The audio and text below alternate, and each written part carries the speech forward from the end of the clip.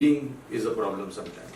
So occasionally a physician एक small soft tube nose से अंदर से डालेंगे जो pharynx के अंदर से जाएगी and it will go into the stomach of the patient. तो इसको बोलते हैं Ryle's tube. अब Ryle's tube है तो वो अलग अलग साइजेस में आते हैं and as you are aware कि Ryle's tube हो या catheter हो it all comes as a French size. तो इसको कहते हैं Ryle's tube. ठीक है, तो ये डिस्टल एंड है और ये प्रॉक्सिमल एंड है. अब प्रॉक्सिमल एंड पे आप ध्यान दोगे तो ऐसा ब्लाइंड प्रॉक्सिमल एंड है और फिर उसको ओपनिंग्स है यहाँ पर साइड्स में. सो this is how a Ryle's tube look. उसका दूसरा नाम है लेवाइन्स ट्यूब ऑल्सो और नेजोगैस्ट्रिक ट्यूब. फिर अगर ट्यूब स्टडी करेंगे तो यू विल गेट एक mark, you will get a second mark and you will get a third mark. तो एवरेजली स्टेटिस्टिक्स से अगर ये फर्स्ट मार्क नोज तक आया that means the tube has just gone in the oesophageal end of the stomach, pyloric पे नहीं. Second part is where the tube is in the body of the stomach. Third part है then it means it has cross the pylorus and it has gone into the duodenum. So these are रफली 3 marks. Before you prepare any procedure scrub करना है, sterile gloves put on करना है और patient को procedure भी explain करना है. अब before you start with one more preparation would be के मेजर करते हैं ट्यूब रफली because statistically measurements will be different. So nose से ईयरलोब तक जाना है एंड ईयरलोब से जिफिस्टर्नम, फिर जिफिस्टर्नम और अम्बिलिकस के बीच में थोड़ा ट्यूब छोड़ के mark it. So when you mark it here you should know कि this is the amount of tube मुझे लेंथ डालना है. ओके, सो एक small tape piece you can cut it out and put it as your guide कि I will not go beyond this length. Alright, so this is the preparation. और क्या क्या चाहिए हमको राइल्स ट्यूब के लिए, जो कि राइल्स ट्यूब हमको डालना नहीं है पर अगर डॉक्टर को चेंज करना है यूजुअली 3 वीक्स के अंदर ये टाइप ऑफ ट्यूब्स चेंज होती है. दूसरी सिलिकॉन ट्यूब्स है that you can keep it for at least 3 months, but this being a soft tube do not keep it beyond 2 weeks time. You will need couple of syringes, एक 10 ml syringe, एक थोड़ी बड़ी syringe, stethoscope लगेगा, एक water filled with glass and a straw is बहुत बहुत important when somebody is introducing the Ryle's tube. Okay, next is थोड़ा prepare the patient. दोनों नॉस्ट्रिल्स इंस्पेक्ट करने हैं, देखना है किसके टर्बिनेट स्वोलन है नहीं है, किसमें इजीली ब्रीथ कर सकता है पेशेंट, तो वो नॉस्ट्रिल सिलेक्ट करना है जहां से ये राइल्स ट्यूब डाली जाएगी. तो अच्छा स्टार्टिंग का पोर्शन जो है उसको लुब्रिकेशन देना है या ज़ाइलोकेन स्प्रे डालना है पेशेंट के नोज में so that the patient becomes comfortable. अगर ज्यादा कोल्ड है पेशेंट को, टर्बिनेट स्वोलन है, तो ऑट्रिविन जैसे नोज ड्रॉप्स भी डाल सकते हैं सो दैट ब्लीडिंग भी नहीं होगा और पेशेंट के लिए कंफर्टेबल होगा. सपोज आपने राइल्स ट्यूब पेशेंट के अंदर डाल दी है और आपका काम है पेशेंट को एवरीडे फीडिंग करना. तो सबसे इंपॉर्टेंट चीज याद रखनी है कि पेशेंट को जब भी राइल्स ट्यूब के साथ आप फीडिंग करो तो पेशेंट का bed should be propped up.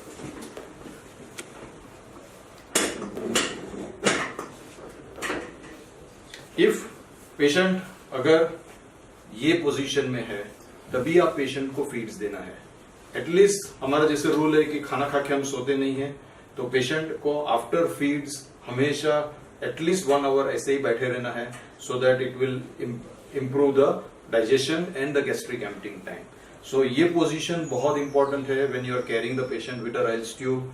उसको जब फीड्स का टाइम होता है patient should be cropped up 30 degrees angle so that gravity से पेशेंट का food will also flow and it will be better for the patient. Okay, तो हमने जो प्रिपरेशंस देखे हैं, राइल्स ट्यूब इंसर्शन हो गया है अकॉर्डिंग टू द मेजरमेंट और अब इतना बाहर आए. आपका काम as an home nurse it is very important that how do you fix the Ryle's tube. Commonly patient को गुस्सा आएगा, इरिटेट होगा, the patient might pull off the Ryle's tube. So complete good fixation is very very important. Ideally, though length of pieces of tapes are sufficient to do that. Okay, first length of tape को trouser type cut कर दीजिए this portion will go on the bridge of the nose. So this tape you will put it on the bridge of the nose. Second जो trouser length है वो go on round the Ryle's tube for nice fixation. And second opposite से fix it. So this gives a nice overall थोड़ा lengthy coverage on the Ryle's tube. So this is one way of fixing the tube on the nose. अब this will irritate the nose. जब ये tube move होती है तो nasal एले में excoriation हो सकता है, अल्सरेशन हो सकता है. तो डेली आपका काम है at least once a day dip this in chlorhexidine, Savlon जैसे solution and clean it out. ये टेप भी चेंज करना जरूरी है. थोड़ा टाइम स्किन को एरेट करना है, क्लीन करना है, spirit, talcum powder and again apply the tapes. But taking care कि ये length of tube should not come out और should not go in more than that. Then this tube can be kept hanging. This tube can be fixed on the forehead. या this tube can be kept on the clothing pin करके कुछ भी तरह से.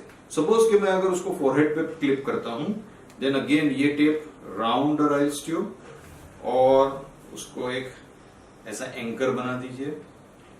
Then split the legs and put it on the forehead. इसका benefit ये है कि जब ये पुल होगा तो ये पुल डायरेक्टली नोज तक नहीं खींचेगा. जब Ryle's tube will move inside, अंदर भी अल्सरेशन होगा, डिस्टर्बेंस होगा, पेशेंट का एड्रेनालिन बढ़ेगा. So to keep the patient comfortable, this sticking position. फिर अगर Ryle's tube बड़ा है आपका तो stick it on the clothing और pin it on the clothing. That will be better. Now it's time for feeding. वो आपको ध्यान देना है. हर एक बार जब भी फीडिंग करते हैं पेशेंट को तो सी दैट कि यू ओपन स्टेराइल सिरिंज. दो तरह के फीडिंग्स होते हैं. एक बोलस फीड होता है intermittent and there is a continuous feeding. पर कंटिन्यूअस फीडिंग सिर्फ हॉस्पिटल एनवायरनमेंट में करते हैं. होम केयर में you will do only intermittent bolus feeding. Every time when you are going to feed एक बार ट्यूब कंफर्म कर लेना अच्छी बात रहती है. Simplest and safest way of confirming the tube is के टेक योर स्टेथोस्कोप, एक 20 cc एयर ले लो, fix it in the syringe और स्टेथोस्कोप है वो एपिगैस्ट्रिक में रख दो एंड पुश एयर. एक वुश करके साउंड डायफ्राम से आएगा. इफ अंदर वो गया that means most probably the tube is in epigastric.